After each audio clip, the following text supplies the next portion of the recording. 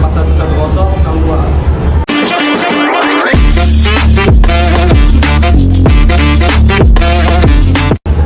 Halo semuanya, perkenalkan nama aku Veronica Anaya dari kelas 2466 dengan NIM 302412003. Keselamatan dan kesehatan kerja adalah upaya yang dilakukan oleh karyawan perusahaan untuk menjamin apakah mereka tersebut aman atau tidak di suatu perusahaan tersebut, sehingga menciptakan hubungan kerja yang erat antara anggotanya. Landasan hukum K3 di Indonesia, Undang-Undang Nomor 13 Tahun 2003 tentang Ketenagakerjaan. Lalu ada Undang-Undang Nomor 1 Tahun 1970 tentang Keselamatan Kerja. Lalu ada Permenaker Nomor 5 Tahun 2018 tentang Keselamatan dan Kesehatan Kerja Lingkungan Kerja. Selanjutnya saya akan membahas tujuan dan manfaat K3. Penerapan K3 memiliki sejumlah tujuan yang sangat penting. Pertama, memberikan perlindungan kepada tenaga kerja dari kecelakaan ataupun penyakit akibat kerja. Memberikan jaminan keberlangsungan usaha dengan menciptakan lingkungan kerja yang aman dan nyaman. Selanjutnya, menekankan kepada perusahaan atas kerugian kecelakaan, kerusakan alat, ataupun hilangnya jam kerja. Selanjutnya, menekankan perusahaan akibat kecelakaan, kerusakan alat, dan hilangnya jam kerja. Meningkatkan kesejahteraan pekerja dengan membangun lingkungan kerja yang harmonis. Dan yang terakhir, meningkatkan produktivitas dan efisiensi kerja. 3. Manfaat K3 tidak hanya dirasakan oleh karyawan, tetapi juga dirasakan langsung oleh perusahaan, masyarakat, bahkan negara. Dengan adanya sistem kerja yang aman dan sehat, produktivitas nasional juga akan semakin meningkat. 3. Ruang lingkup dan prinsip K3. Ruang lingkup K3 meliputi keselamatan kerja, kesehatan kerja, serta perlindungan lingkungan kerja. Keselamatan kerja fokus pada pencegahan kecelakaan, kesehatan kerja fokus pada pencegahan penyakit akibat kerja, sementara perlindungan lingkungan fokus terhadap pengendalian faktor-faktor fisik, kimia, maupun biologis di tempat kerja. 3. Selanjutnya, prinsip-prinsip K3. Prinsip-prinsip K3 antara lain identifikasi bahaya, penilaian risiko, dan pengendalian risiko. Pengendalian dapat dilakukan dengan eliminasi bahaya, substitusi, rekayasa teknis, prosedur administrasi, hingga penggunaan alat pelindung diri atau APD. Di sini saya akan membahas tentang program K3 di perusahaan. Ada beberapa program nyata yang biasa dijalankan perusahaan antara lain.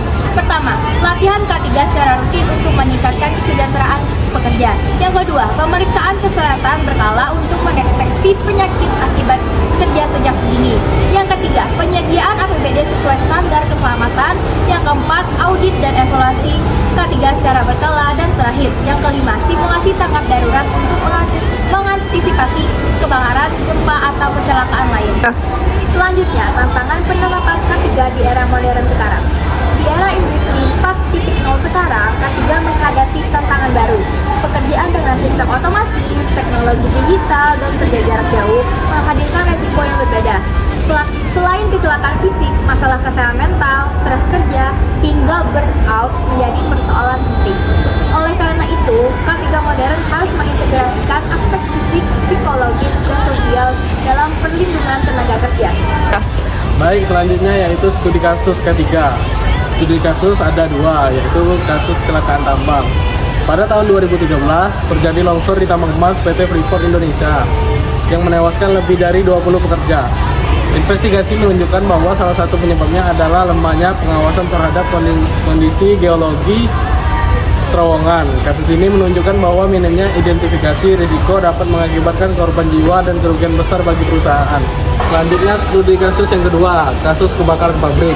Di Karawang tahun 2019, sebuah pabrik garmen mengalami kebakaran hebat yang melukai puluhan pekerja.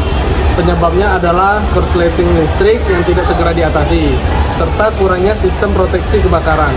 Kasus ini menegaskan pentingnya penerapan standar keselamatan dasar, termasuk instalasi listrik, jalur evakuasi, dan alat pemadam api ringan.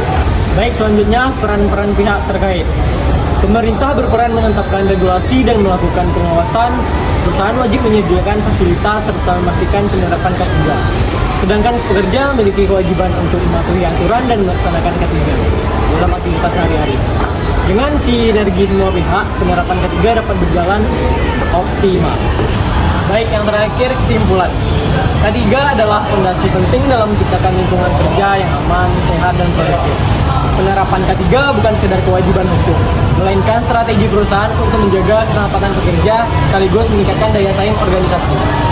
Dengan dukungan pemerintah, perusahaan, dan pekerja, budaya K3 dapat terwujud dan mencegah terulangnya kasus-kasus kecelakaan penyakit akibat kerja. Sekian dari kelompok kami. End of flashback. Aduh, perutku perih, jantungku sakit. Ya. Why are you running? Why are you running?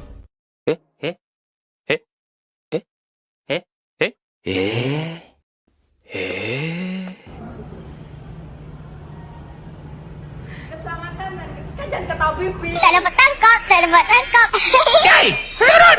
Tak dapat tangkap, tak dapat tangkap. Hey, turun! Kau jangan main-main ni. Jangan buat aku marah. Jangan buat aku marah.